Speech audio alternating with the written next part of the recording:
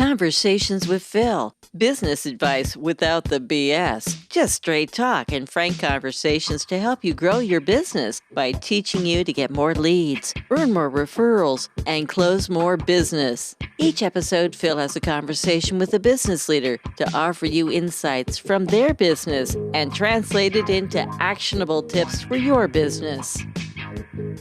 So I get to talk to another smart person today. Today I get to talk to Chip now. Chip is great. So I've read Chip's books a lot over the years, and his new book is called Sprinkles, which sprinkles customer service. What? So Chip, first, good morning. How are you? I'm wonderful, Phil, and I hope you are as well. Absolutely. So before we sprinkle all over people and give them the extra stuff that they really need, let's set this up a little bit and let's talk about you've had a storied career. You tell me you're on the road all the time, which I have no doubt because organizations are dying for the information that you have. So talk to us a little bit about how you got this crazy speaking, writing, training, smarting person, guys. How did this get started, man? Sure. How did it get started? I guess I guess it really started in the military. I came back from Vietnam, and I got a chance to be an instructor and at the Army Infantry School. I love the idea of being able to get paid for doing what used to get me sent to the principal's office, running your mouth and telling stories. And so I thought, what a great gig. And so from there, I went to graduate school and got all the right degrees and ended up working with a major bank in their area of training and organization development and change management and executive development. And so then along the way, I decided it was time for me to leave the bank and start my own company. So it's been a great ride. I've enjoyed every second of it. That is so cool. So it's funny you say, right? So the stuff that got you in trouble before, got you sent to the principal's office, is the stuff that they want you to do. Now, very often, don't we find that's the case, right? Somebody else's rules are not our rules, right? That isn't what holds us back. Absolutely. And I think in the end, while you don't want to be, I think we have, as a society, we don't want people who are rebels in the dark side of that word. But we do I think we value people who are mavericks, who are willing to find a sense of purpose and then express that purpose in a way that might march to a different drum. And take a road that might not be typically traveled. And I think if you think about what does it mean to be an entrepreneur? An entrepreneur is essentially somebody who has a passion for a particular purpose. And despite all odds, despite all of the criticism along the way, they are willing to be a pioneer and pursue that vision. And oftentimes those people find an organizational setting in the traditional sense to be restrictive. And I did, I had a great boss. I had a great job, but I wanted a lot more freedom and a lot more opportunity to pursue the things that were important to me than you would find as a good foot soldier in an organization. So that's when I said, this is my opportunity to take a risk. I mean, obviously it's very risky. Starting your own business is challenging because you're exchanging the security you find, although that's questionable in these days with the economic times we're in, but essentially the predictability and security of a corporate environment for a more free but highly risky kind of role. So I like the freedom. That's what drives me, and I like the opportunity to make a difference, make a contribution in a way that fits my value system and my purpose in life. So that's, but I often get a chance to coach up and coming entrepreneurs, and I tell them, you're going to get, along the way, as you're a pioneer, you're going to get some errors in your back. Be prepared for that. Yeah, that's absolutely true. Yeah, people come at you and they disbelieve. They don't see the vision as clearly as you do for what you see. So how do we help, if we're in a relationship, Chip, how do we help that? How do we help others see that value, that vision? I think there are several answers to that, Phil. I think, and part of my role and what I try to do is, and of course, my area is all around the customer, but the application could fit any relationship.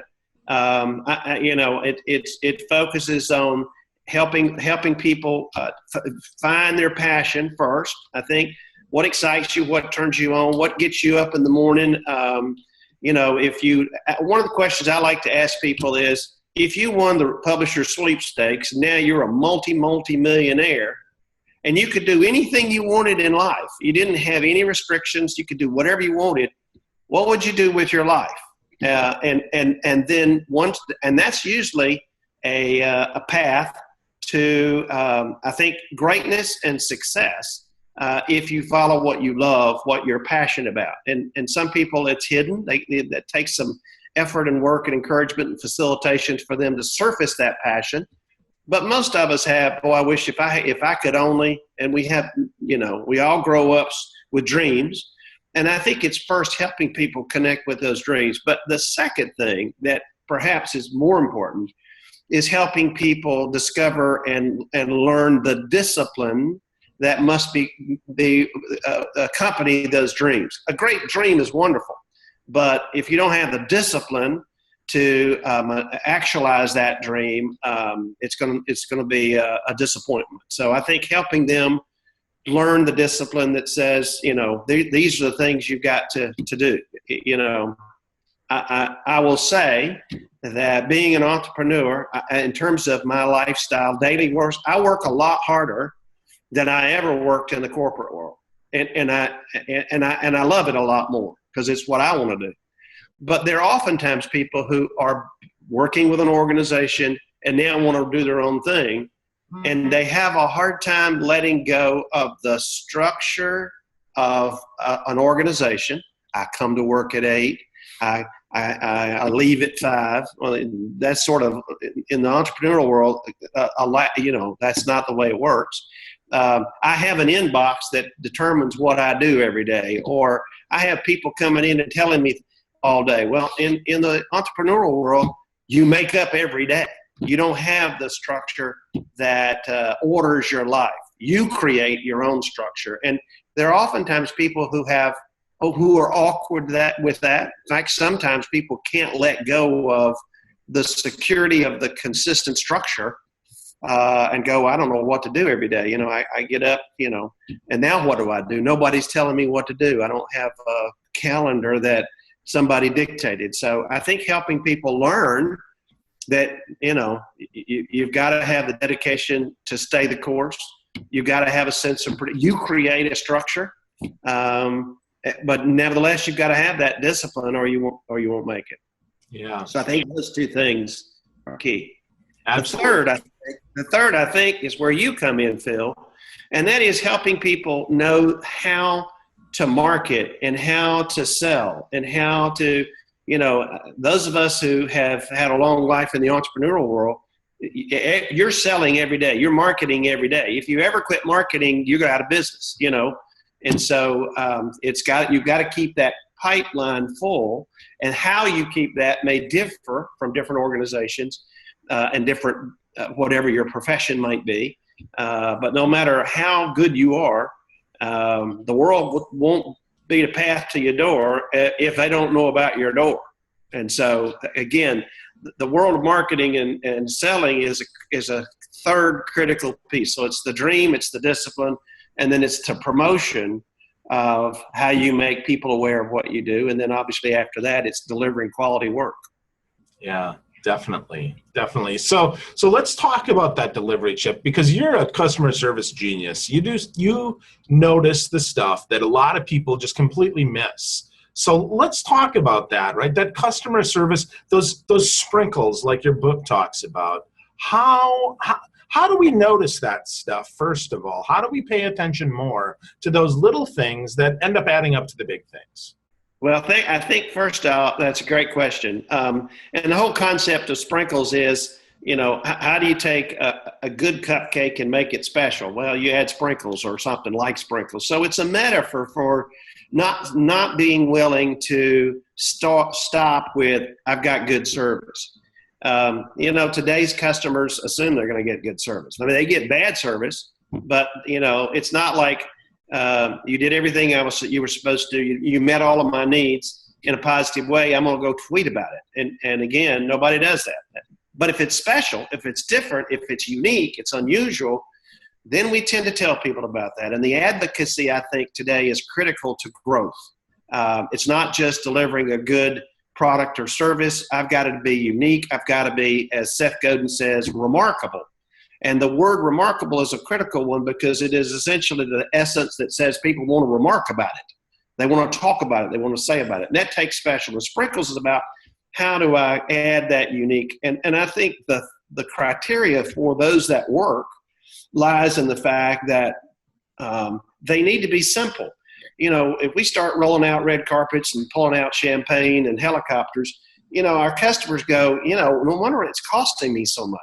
And so the simplicity is there. And I think the simple little unique things you can do every day are all around us. And I think sometimes I continually ask myself every time, because obviously I'm a student of customer service.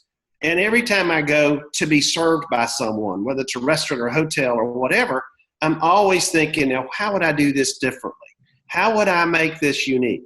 And so I think constantly asking that question enables us to then see, notice, pay attention to those situations where we observe it. And oftentimes, again, it is the little simple things. You can say to yourself, that was good, but if they just done this, you could have taken a good experience and turned it into something people want to talk about.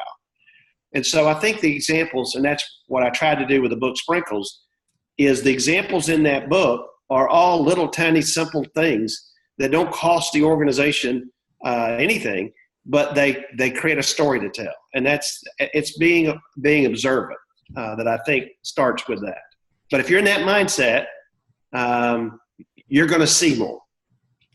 Yeah. So it has to start with your own culture, and then it spreads to the organization of paying attention and being willing to go above and beyond, not in a big way, but in a little way. Yes. And being willing to do that consistently. So before we talk about a good story about how this plays out, Chip, I'm curious, why do you think more organizations don't offer Sprinkles? Why do you think they stop at just a very good chocolate cupcake? I think, first of all, they sometimes are not as aware of how that sort of added experience may impact the customer and create that story to tell. I think what you do a lot is help people look at the social media side, the social side. And I think once we recognize what is it, we look at, are they tweeting us about us? Are they, or are they writing blogs about us? Are they writing great reviews? Sometimes helping organizations go, okay, what would provoke you to write a tweet? What would provoke you to write a review on Yelp or Help or whatever? What would provoke you to do that? Cause people to go out of the way. And again, if you get people to go, okay, look at the ones that you've gotten. What are they about? And they go, oh, I'm noticing they aren't reporting good service. They're reporting unique service, special service, different. And so then I think it starts there. And I think the other thing we've done, unfortunately, is we still have lots of organizations that live in the world of customer satisfaction. And that word, customer satisfaction, started in the product world. It was a market research term. And the concept was, if the product I bought did everything it's supposed to do perfectly, I'm completely satisfied. But Sprinkles is not about a product. Sprinkles is about an experience. I mean, if you came back, I like to tell people, if you came back from your honeymoon and somebody said, well, how was your honeymoon? And you said, I was completely satisfied, you'd probably be in the doghouse. An experience is something that's emotional. And so it's not about sufficiency, doing enough, meeting a fundamental need. It's about looking for the wow, the unique, the oh my gosh. And so I think taking organizations to say, I remind organizations I work with, the research shows 75% of customers who leave an organization to go with a competitor, when asked, say they were completely satisfied with the one they abandoned. So why would we want to pursue customer sat? And so when you get organizations to recognize, in the world of experience, not product, experience, satisfaction is a C on the report card. It means you did everything you're supposed to do. You fulfilled their need. That's a C. What does it take to get an A? And once organizations begin, there's a different level. Yeah, okay. If Disney ran your organization, what would A look like? If Nordstrom ran if Zappa, and so they began to look at it through different lenses. They go, oh gosh, there's a whole different level we haven't even noticed. So I think that's another component, is beginning to help leaders and organizations change the yardstick of measuring customer service. That's really important. I totally agree with you. And if we think about that in the social media terms, and you look on Twitter or Facebook, seldom do you see someone say, wow, I was really satisfied with your service. No. They remark about something specific that they enjoyed, right? I mean, that is the sprinkle, right? That's so important. So exactly. tell us, Chip, give us one great story about an organization, about an experience that you had, instead of just a broad stroke. Give us specifics so that we can kind of narrow in on these sprinkles. Absolutely. I'll give you two. One is I want to start with is again, how you differentiate between value added, in other words, taking what the customer expects and adding more, and value unique, that unique twist, which is sprinkles. And I use this I think I use this in the book, the Sprinkles book. I was doing a keynote in Pennsylvania, and at the hotel I was staying. It was a Park Hotel, a small group, 100 people or something like that. And so that morning I was speaking. I had breakfast. I had breakfast in the restaurant, hotel restaurant, the Park Hotel in Mechanicsburg. And so the woman who waited on me, who was bubbly, upbeat, happy, glad to see me when I walked in, take any seat you want. She was very happy. She was very good. I had a good breakfast, simple. My idea of a good breakfast is, sausage and eggs overlaid and toast and, simple, not out of the ordinary. But it was a good breakfast, exactly what I wanted. And I had a USA Today, and she left me alone, but she checked on me and did all the things you'd want a person to do. So when I got ready to get my check, she brought the check, and she brought me a complimentary Go Cup of coffee fixed just the way I like it. So there's value added. Okay. And I said, Sandy, this is wonderful. You have no idea how much I need this Go Cup of coffee today. Thank you so much. Okay. So now what we have just witnessed is value added, taking what the customer might expect, adding more. But then she added the phrase, it's our gift to you. That's one phrase. It's our gift to you. Changed the whole frame from being just a good cupcake to sprinkles. If I frequently get a complimentary Go Cup of coffee, but I don't say anything about that. I don't go out and say, hey, guess what? But when she added that phrase, it's our gift to you, it changed it to just something they do that's nice, to a present, to a gift. I mean, that is very different. So I think that's one. A second one is my wife has a new car. She traded in her old car and got a new car. And a week after she had her new car, she turned on the radio for the very first time and discovered they had programmed in her radio stations from her trade-in. Now, there's sprinkles. The cool thing was they did it. But the sprinkles is they didn't mention it, that they'd done it. They just let her discover it. And so again, I think it's looking for, what can I do? Not just to get a wow, but to get a whoa, I didn't expect that. Because the essence of sprinkles is it needs to be unexpected. It has an element of surprise. It's sort of like the, Cracker Jacks. It was that prize inside that made us buy it. And we always care what's it going to be this time. And it wasn't worth a thing. But even though it was financially worthless, it was emotionally priceless. And so I think that's the concept, is not just generous service, it's ingenious service. And you may have, in organizations in tough economic times, you may have a limited number of ways to be generous, but you have unlimited ways to be ingenious, to be creative, to look for it. And it's freeing people up to be able to do that in simple ways to the customer. Awesome. So in closing here, Chip, so how, if we're a leader, right, and we really want to enable our people to unleash their ingeniosity, how do we do that? I think it starts with the way you value your employees. First of all, your employees are your ambassadors.